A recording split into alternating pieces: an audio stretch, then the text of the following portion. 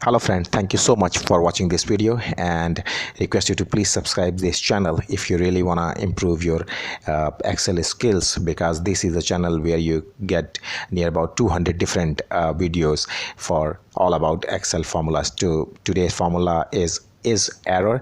Why this formula required? To find out if there is any kind of error in this cell. If you see in column D, I mentioned one number and then different kind of error. So through this formula, it's showing false against valid number, but it's showing true after checking the different kind of errors. So basically this is very unique formula. Nobody is going to tell you this kind of formula. I'm pretty much sure about it. But if you really want to improve your Excel skills, so you must know about all the basic unique formula, everything. User formula, I already mentioned that this formula helps to find out, test a cell whether an error has been generated or not, and second one, result will be true for any type of error in the cell.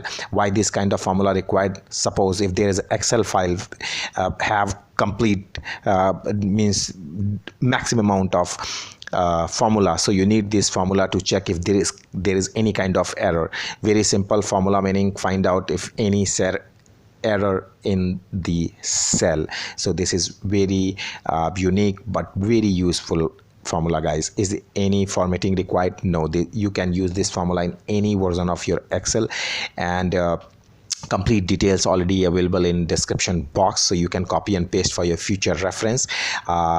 I would really suggest you to please go ahead and use this kind of formula in your daily life. So have a great future, improve your Excel skills, and please subscribe this channel.